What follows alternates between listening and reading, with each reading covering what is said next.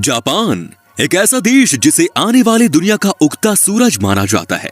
इस बात में तो कोई दो राय नहीं कि टेक्नोलॉजी के मामले में जापान को कोई टक्कर नहीं दे सकता। पर इन सब के अलावा जापान को एक गायन शौचालय का भी देश कहा जाता है, या फिर एक ऐसा देश जहां की ट्रैफिक लाइट्स ब्लू कलर की होती हैं, और भी बहुत सारी चीजें जो इस देश को दुनिया से बिल्कुल अलग बनाती हैं। तो चलिए खुलकर जानते हैं इस देश के बारे में। Number 1, square watermelons. दोस्तों, तरबूज के इस आकार का आविष्कार पिछले 70s में एक ग्राफिक डिजाइनर की मदद से किया गया था, क्योंकि इस आकार में इन्हें फ्रिज में मजबूती से रखा जा सकता है और काफी आराम से काटा भी जा सकता है। जापान के किसान इन्हें एक स्पेशल कंटेनर में उगाते हैं, जैसे कि ये काफी महंगे और खूबसूरत होते हैं। लोग इन्हें खाने के तौर पर न खरीद के सजाने के तौर पर ज्यादा खरीदते हैं। Number 2, ramen noodles bath. Hakone में बसे इस यूनशान स्पा रिजोर्ट में सुअर के मांस का सूप और रामेन नूडल्स खिलाकर लोगों का दिल बड़े आराम से जीत लिया जाता है। जापान के काफी लोग इसके पीछे दीवाने हैं। उनका ये मानना है कि सुअर के मांस का सूप उनकी त्वचा के लिए बहुत लाभदायक है, क्योंकि उसमें भारी मात्रा में कोलेजन पाया जाता है। Number 3, bizarre flavour of KitKat. Chilli paper, wasabi, sweet potato, grill corn, soybean, salt watermelon, mango, green tea, ये सब बस कुछ किटकैट के छाटे गए फ्लेवर्स हैं जो जापान के लोग खाते हैं। इनमें से आप कौन सा खाना पसंद करेंगे, कमेंट्स में जरूर बताएं। Number 4, fake food. जापान के कुछ एक्सपर्ट्स प्लास्टिक और वैक्स की मदद से खाना बनाते हैं, और वो भी देखने में उतना ही लजीज लगता है जितना कि असली खाना लगता है। जापान के कितने ही रेस्टोरेंट्स इन प्लास्टिक के खानों को अपने रेस्टोरेंट्स की खिड़की के पास लगाकर भूखे इंसानों का ध्यान खींचने की कोशिश करते हैं। और आपको बता दूं कि इन प्लास्टिक के खानों को तैयार कराने में बहुत ज्यादा पैसे खर्च होते हैं। Number 5, rabbit island. 1940 की बात है, जब वैज्ञानिक ओकुनाशिमा आइलैंड पर कुछ चूहे लाए और उन पर टेस्ट करने का सोचा। पर कुछ महीनों बाद वहाँ उनकी तादाद इतनी बढ़ गई कि लोग वहाँ घूमने जाने लगे और अब वो एक टूरिस्ट प्लेस बन गया। Number 6, purikura machines. किसी बूथ में फोटो लेना कोई नई बात तो नहीं, पर जापान ने अपने अनुभव से उसमें एक नया मोड़ दे दिया।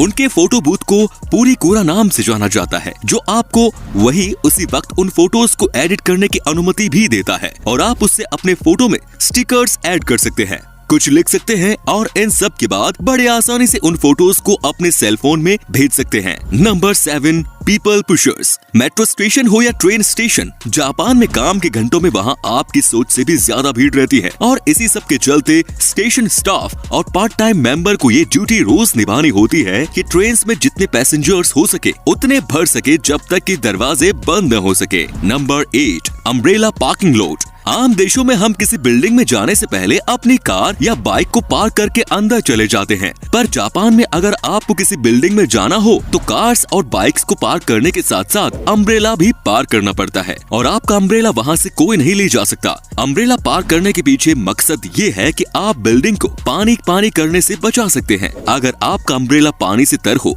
जापान के लगभग सभी सरकारी बिल्डिंग, होटल और ऑफिसेज में इन अम्ब्रेला पार्किंग लॉट का इस्तेमाल होता है। Number 9, millions of vending machines. दुनिया के कई देशों में वेंडिंग मशीन नाम की कोई चीज ही नहीं है, वहीं पूरे जापान में 5 मिलियन से भी ज्यादा वेंडिंग मशीन्स का इस्तेमाल होता है। जापान के लोगों का देर रात तक काम करना बिल्कुल आम बात है, और इसीलिए उनके स्नैक्स और सोडा के लिए ही इन वेंडिंग मशीन्स का इस्तेमाल ज्यादा होता है। पर वैसे आप इन वेंडिंग मशीन्स से कुछ भी खरीद सकते हैं, महली से लेकर अंडरवियर भी, कुछ भी। तो दोस्तों, आप क्या सोचते हैं, हमारे देश में भी ये सुविधा उपलब्ध होनी चाहिए या नहीं, कमेंट्स में जरूर बताएं। Number 10, train delays make headlines.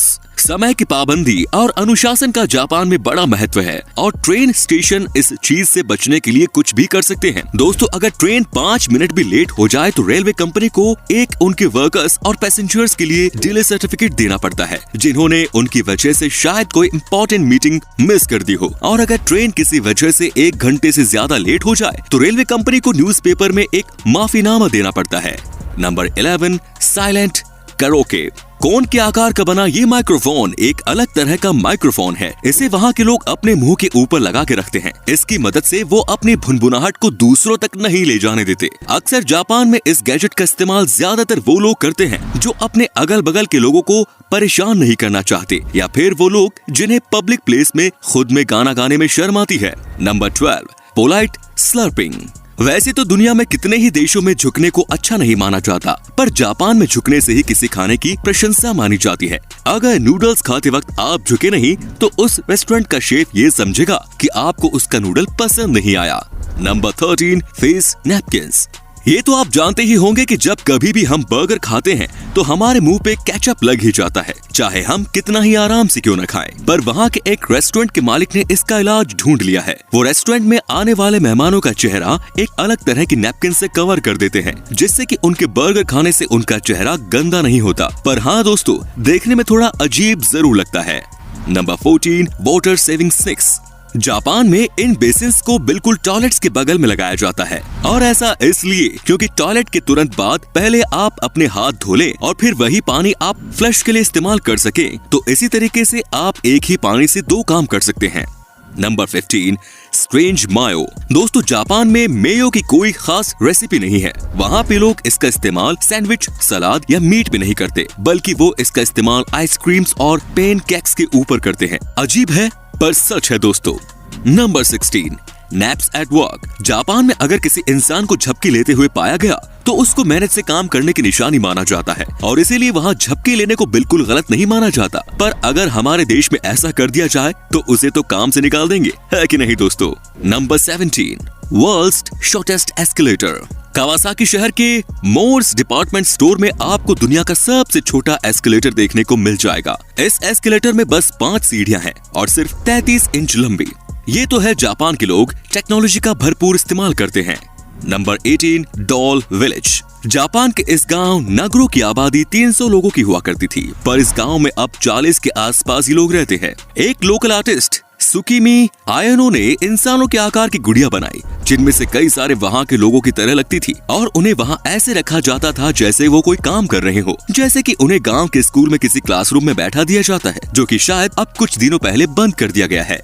Number 19, number force. दोस्तों, जापान के कल्चर में ये बहुत आम है कि वहाँ के लोग 4 नंबर से बहुत बचते हैं, क्योंकि वो लोग इसे बहुत अशुभ समझते हैं, और इसीलिए जापान की बिल्डिंग्स 4 फ्लोर की नहीं होती, और वहाँ की दुकानों पर चम्मच के सेट भी नहीं बिकते। उन्हें 4 नंबर से इतनी नफरत है कि वो घर में 4 मेहमानों को भी नहीं आने देते। वो उसे कोई अशुभ काम की निशानी मानते हैं।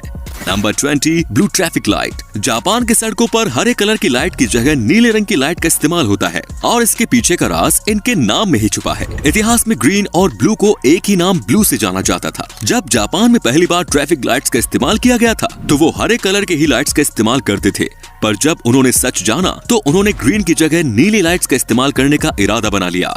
Number 21, cleaning classes. जापान के सभी स्कूल में बच्चे अपने क्लासरूम को खुद ही साफ करते थे, क्योंकि वो इस काम को अपनी पढ़ाई का एक हिस्सा समझते थे, और यहाँ तक कि वहाँ के टीचर्स भी इसमें उनकी मदद करते थे। क्लासरूम के साथ साथ बाथरूम भी साफ करने की जिम्मेदारी भी स्कूल के बच्चों को ही दी जाती थी, क्योंकि वहाँ के टीचर्स का मानना है कि ये काम उन्हें रिस्पॉन्सिबल सिटीजन बनने में उनकी मदद करेगा।